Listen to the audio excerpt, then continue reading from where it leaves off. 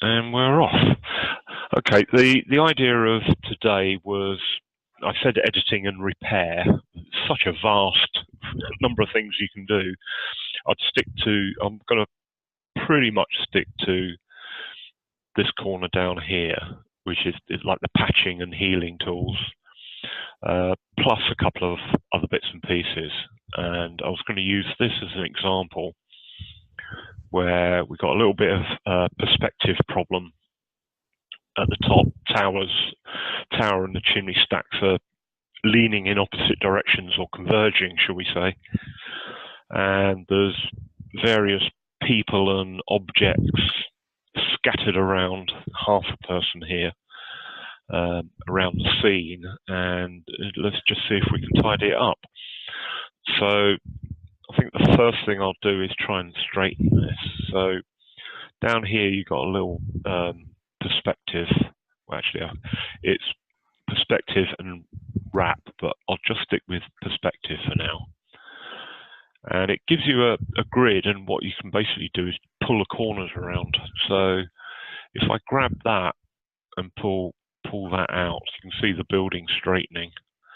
And if I pull out the other side, you're just trying to get it so that you can pull it all the way down if you like, but just trying to get a little bit sorted out there. Grab that one. I think it looks a bit better. Maybe pull that out a little bit more. There we go. That usually works quite well. What I'm going to do is I'm going to cheat because I want to show something. If I pull that in slightly, that's probably good actually, because it's straightened up that wall there. You've got little buttons down here to show before and after, so you can move it across the scene, see what you've done, or you can do side by side. So you can see that's a lot straighter now, and then you can just go back to one. We're just using a single plane here. They do have dual plane, where you can actually, like a corner of a building, and you can adjust both sides. But I won't do that, not on this one anyway. So I'll just hit apply. And what I wanted to show was we got the corner missing here, and I can use my Inpaint tool and just what I need to do is select that area, and I can do that by selecting alpha range, i.e. transparent, and I want to select fully and partial. So if I do that, it just picks up that area, and I can just wave my wand, as they say,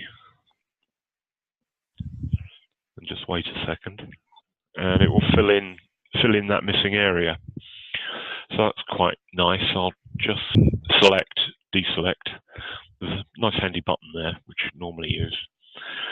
So staying with the Inpainting tool, I can come over here, and what it is a content aware.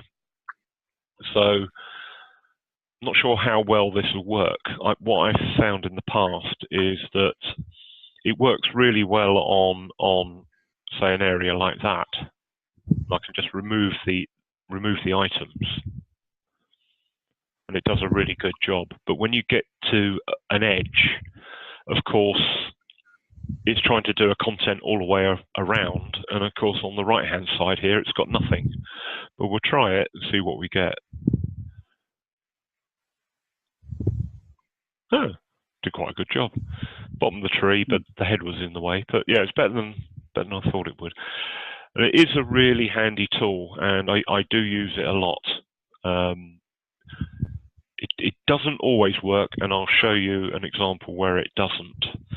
So this, I think you'll find, is impressive, which is if I just take this guy here,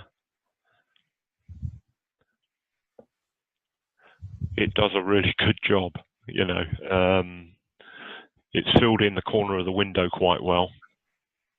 Where you can have problems is more in this area. So if I do that, it's taking him out, but you get like a bit of the leg of the chair because it's too close to things that are geometrically precise. So you see them, you know. And I think we'll see this one go wrong here. This guy here. But I still sometimes use it, and it gets, you know, 80% done, and then I have to go in and fix the rest. So we want to do that anyway. Try the other tools out. So he's taken him out, but look what it's done to the grass. And would probably have the same problem here. So, but it's a good, try it. If it doesn't work, you can always hit undo. And again, you've got a problem there. So we need to repair these bits and pieces. So if we come into the options here, so that's the Inpainting brush tool. That's what I've been using. But there are other ones. There's healing brush, patch, blemish, and red eye, which is very specific and won't be using that today. Let's work our way from the top. So let's just make my brush a bit bigger. And this one you probably wouldn't use on this area, but what you do is you click on an area where you want to use as your sample, your source. So you just hold the Alt key down and click, as it says in the bottom right-hand corner. And what you can do is just come along and match it up. So what I'll do is it's not quite big enough, so I'll just hit, let's just make that a bit bigger. There we go. And I can just work my way along and match it all in, and it does a pretty good job. And we can do the same here, but I want to resample because we've got a curve. So I'll pick here, and we'll take it across, and then I'll change my selection and pick here, and bring that one up to meet it. And then I'll pick over here somewhere and just mesh that in a little bit. So we've done quite a good job there. So that's quite nice. Let's try another one. The patch tool. And this is probably a good example of using the patch tool. So what you do is you just run round the shape. There we go. Until you've got the area you want. And then you just move your mouse around until you find something that matches. And that looks quite good. Just click, right mouse click again, and it goes. Then we can just go around this area. And again, we just move around until we find something that's suitable. And we can do the same here. You can see I'm doing it in bits because it's actually easier to try and match a smaller bit, try to do it all in one go. And again, come round here. There we go. And we just find a suitable bit of grass. That's pretty good. So, pretty good repairing so far.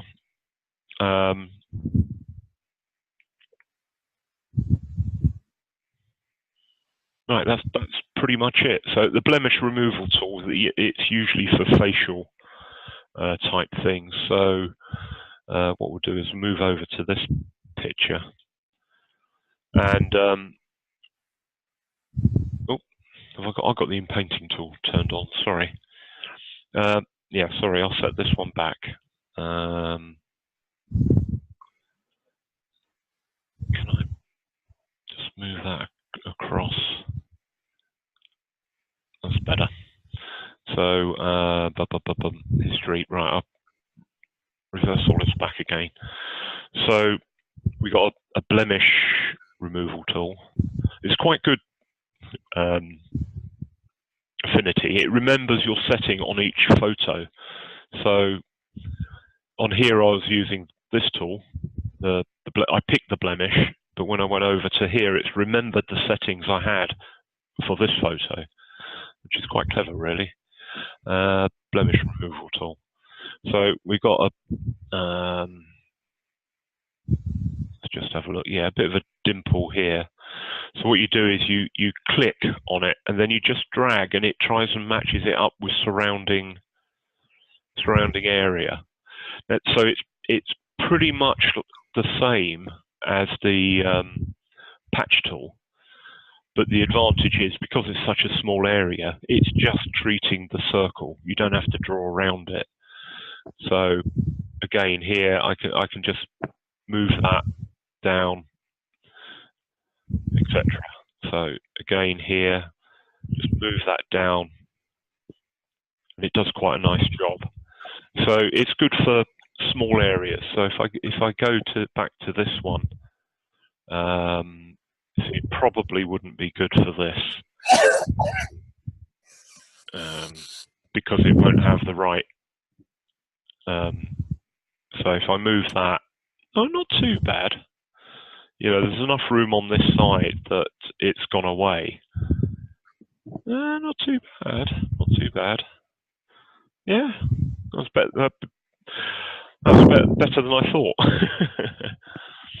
Okay, so that's basically an overview of this area here.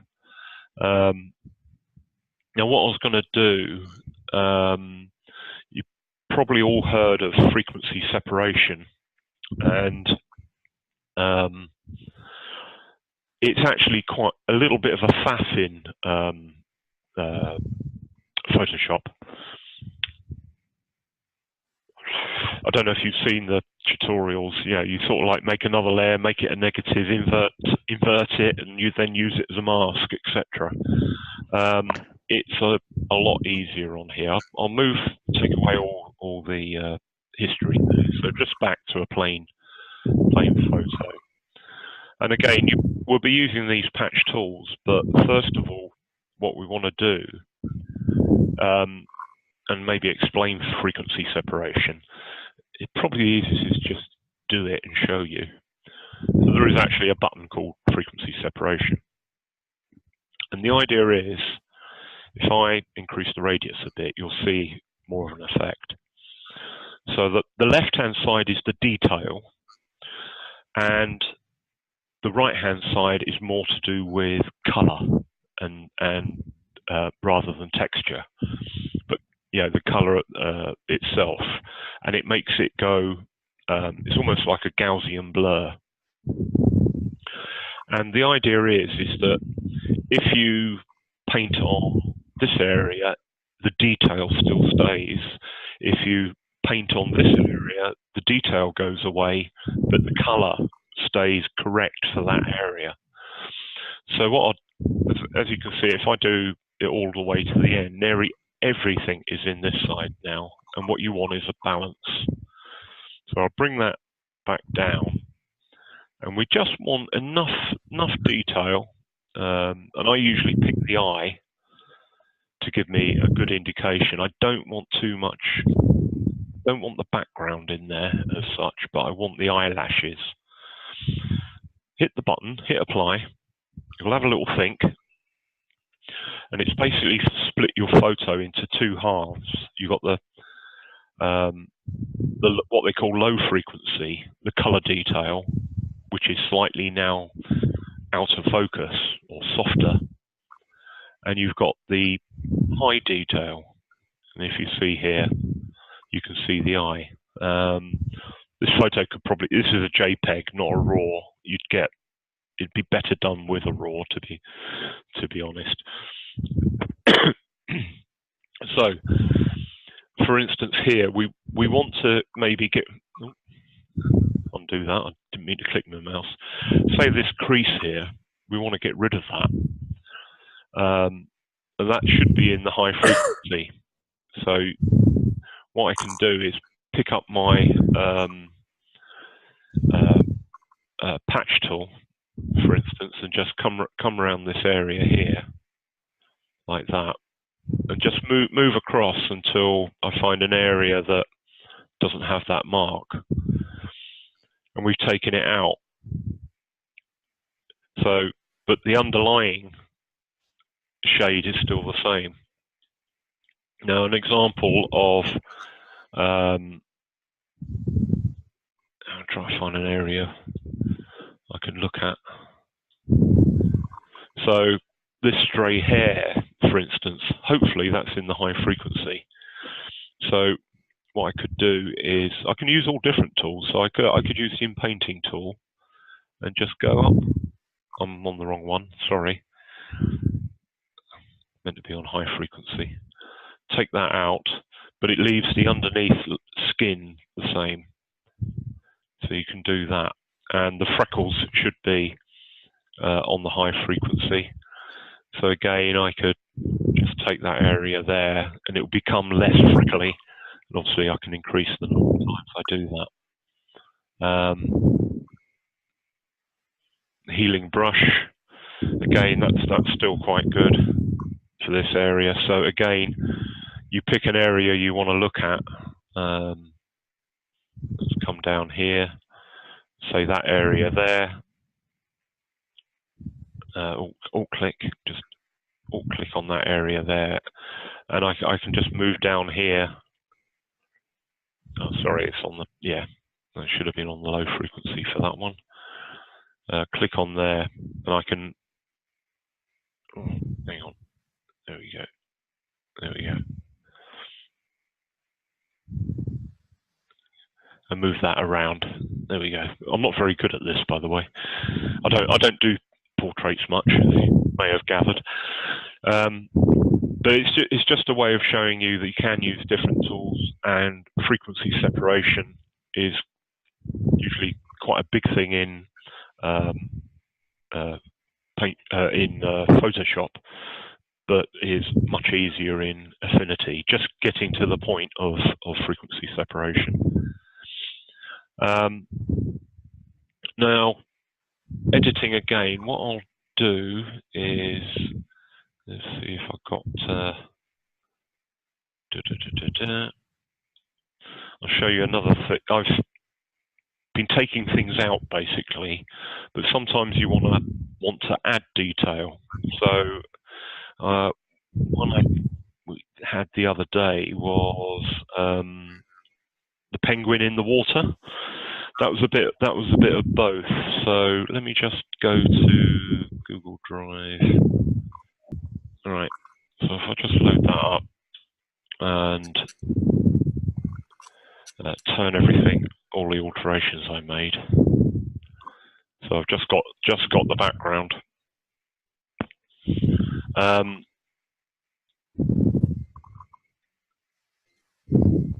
Turn those off as well. Okay. I think I'll probably be better with the original, if I can find it. And what I ended up doing is two different things here. That's the original, and if I turn everything on,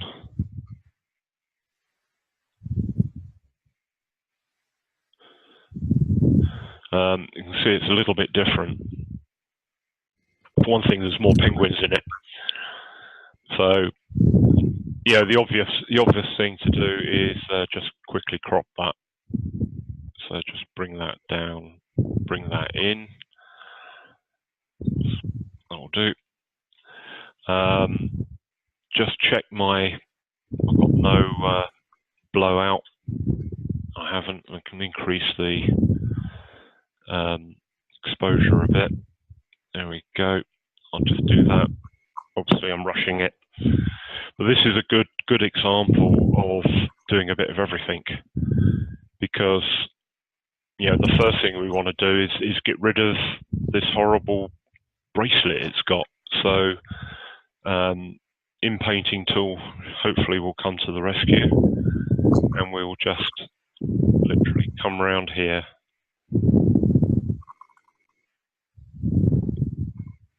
and remove that. Just take that out. It's doing a really good job. Take that out. It just looks a bit odd. There we go. Well, what it can be really useful for is these areas where, you can see the reflections of the glass. giving you these horrible stripy shapes. Let's get rid of that.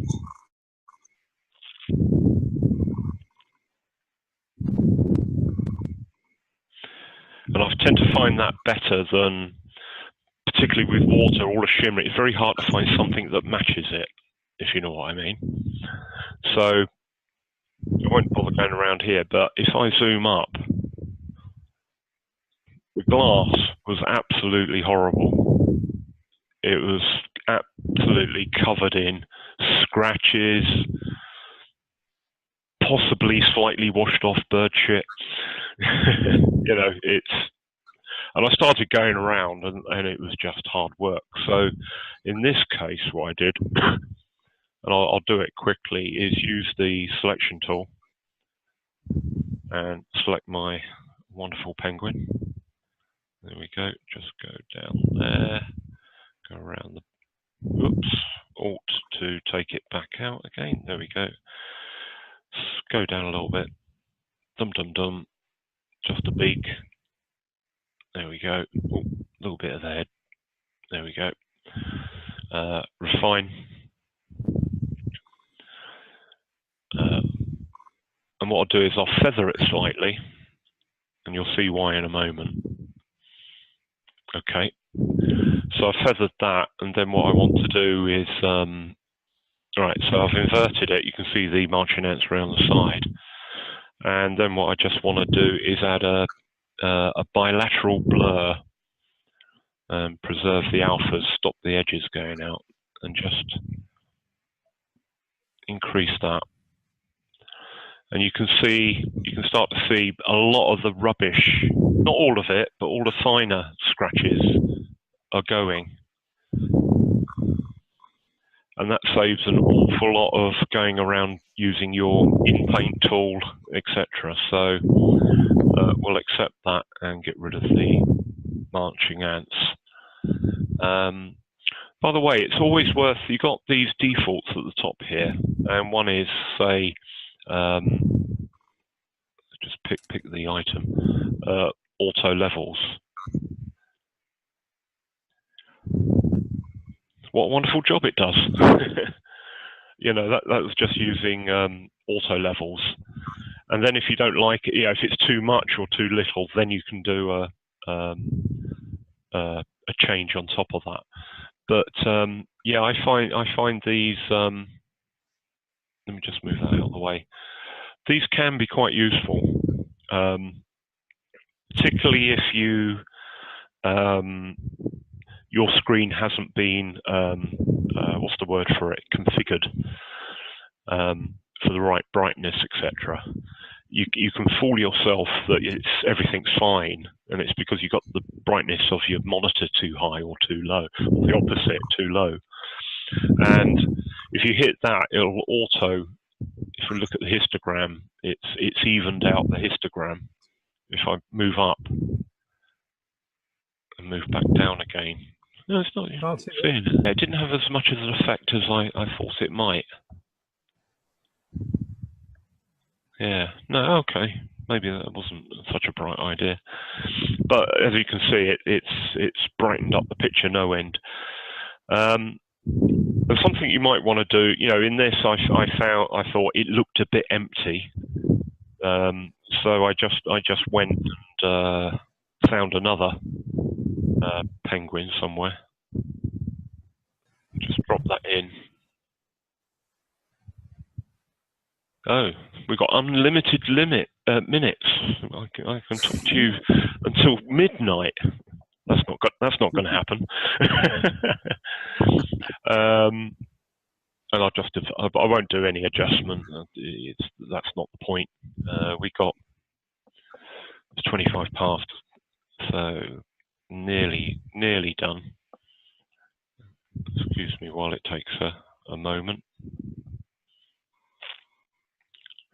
Okay, and again we'll do a quick selection. There we go. Very rough, and in fact it doesn't actually matter as such. So what we'll do is we'll go edit, copy that, go back to our image here and just say edit, paste. Say hello, right, and you just use the move tool, like on the little, and just bring him down, bring him over. It's a bit empty over here, but he's too bright. So what we'll do is it should be black and white here somewhere. Oops. Now I've put that on. It's affecting everything. So I need to drag that and put it next to the new penguin. So it's only affecting him. You can see that he's black and white now. And I can play with it, but we won't worry about that. We'll make him a little bit smaller, but he looks like he's been painted there. So what we'll do is, you see the opacity here, if I just drop that down, he'll fade out a bit and fade into the background. And if I get rid of the selection tool, he now looks more like he's further back. And you can just play around and move it and do these things. So that's repairing the photo by adding something. So that's quite a nice thing to do. Simon, you mentioned that you were feathering around the edges. Why do you do that? Right. It's so the Gaussian blur, rather than having a hard edge on the Gaussian blur, it can you get like an edge, like a little mark where you can see where it's met, and you lose the sharp edge of the bird. So what it's done is you've got the sharp edge, and the Gaussian blur, instead of it stopping right on the edge, it's transforming across a couple of pixels there. To make the edge stay sharp. That's why I did the feathering. And obviously for these ones, it doesn't matter. I'm fading them out anyway, so it doesn't really matter. And what I learnt was that you don't take that one, mirror it, and put it over here. Otherwise the judge notices it. I really thought nobody would notice. Yeah, she was quite sharp, wasn't she? She was, yeah. Anyway, so that's half an hour. Have you got any more questions? The feather one was a good question. You've still got reflection of the glass in, still bisecting it. You take that out with Inpainting, or? Yes, most of it works. Let me try. Are we on the right? Make sure I'm on the right layer. That's right. And as I say, I usually try the Inpainting tool first. Let's just try it. And you see, it didn't quite work. Control Z. Let's go over it like that and see if sometimes technique can help. That's better. So that did quite a reasonable job, because I allowed it to cross. It found the edge. So that's not bad. But I think for other areas here, you'd probably be better using one of the other tools, like the patch tool. So, sorry, Inpainting's good for these scratches. So what I try to do is find it, about the right size. So there's enough to sample round it. And you can see that working quite well. Oh, no, I missed that bit. There we go. But you run the risk. So I was trying to patch that, but it picked up this and put it in the patch. So it doesn't always work the way you expect. So what you have to do is go much smaller and just do it in a more detailed way. Because basically, if the area is too big, if I do it that big, then there's a good chance it will pick that up and try and pop it into the fix.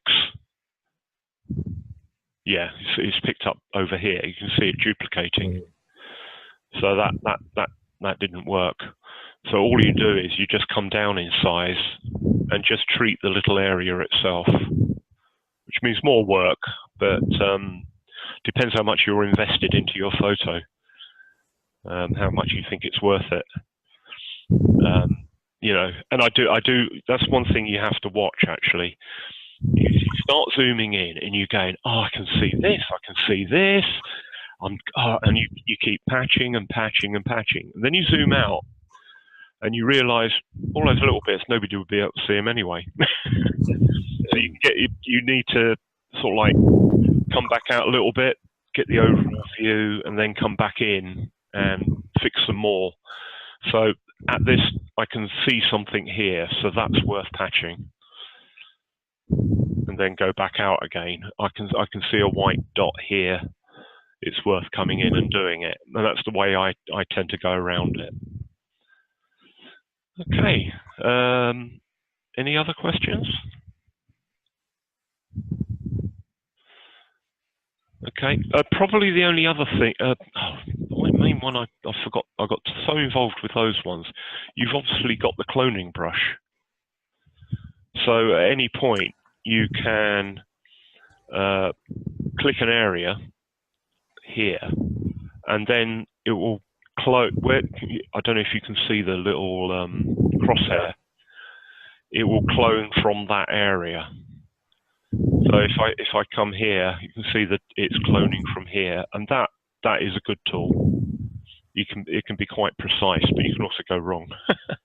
Control Z.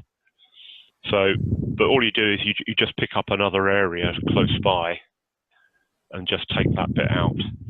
So you just got to remember to re-pick the sample, because if you pick up here and start trying to do stuff down here, it's horrible. So just make sure that you resample in near the object you want to take out, and that's quite quick. You know, you can move around, and you know, the Inpainting tool does take some processing, but you can quickly go around. You can see that's quite quick.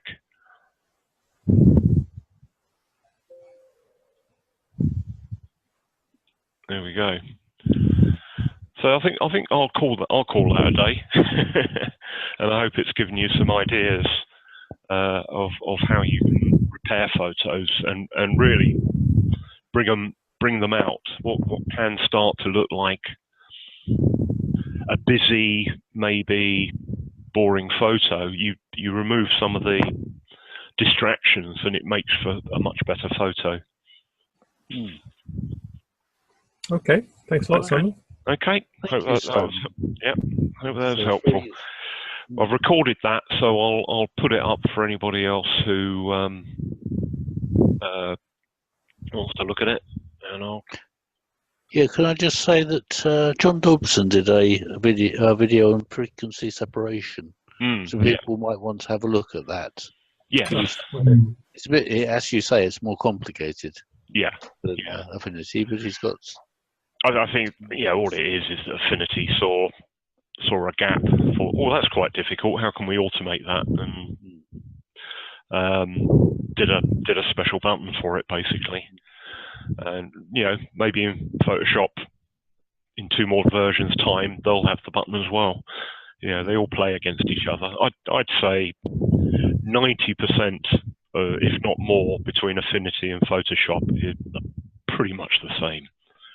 I think Affinity have done some nice things in that every time you do a filter, you pretty much get a mask automatically. You don't have to keep going, oh, add a mask to this, add a mask to that. Just does it. But